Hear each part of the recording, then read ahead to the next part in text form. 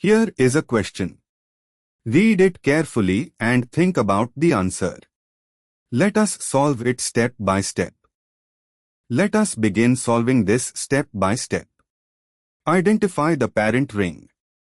The structure shows a 5-membered carbocyclic ring, so the parent chain is cyclopentane. Moving on to the next step. Identify the substituents and functional groups on the ring. There is an exocyclic double bond is equal to CH2, methylidene, attached to one carbon of the ring. There is a bromine, Br, on an adjacent carbon.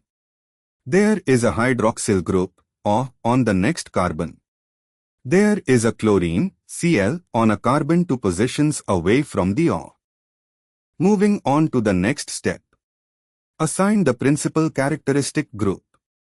The hydroxyl group, O, is the principal characteristic group, so the compound is named as a cyclopentanol. And for the final step, number the ring to give the principal characteristic group, O, the lowest possible locant. Assign C1 to the carbon bearing O. Number around the ring to give the remaining substituents the lowest set of locants consistent with the O hat C1. C1, O. C2, Br, bromine. C3 is equal to CH2, methylidene, exocyclic double bond. C4, unsubstituted CH2. C5, Cl, chlorine. Name the exocyclic double bond. An exocyclic is equal to CH2 group on a ring carbon is named as methylidene or methylene, giving the suffix 3-methylene-cyclopentanol or using IUPAC nomenclature. The ring carbon bearing D is equal to CH2 is C3, so this is 3-methylene-cyclopentanol as the base.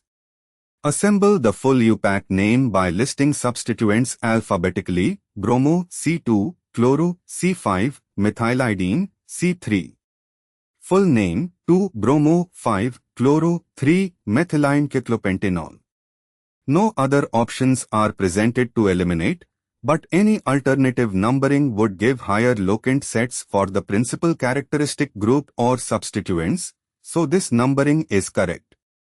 Therefore, the correct answer is 2-bromo 5-chloro 3-methylene-cyclopentanol. The correct answer is shown on screen.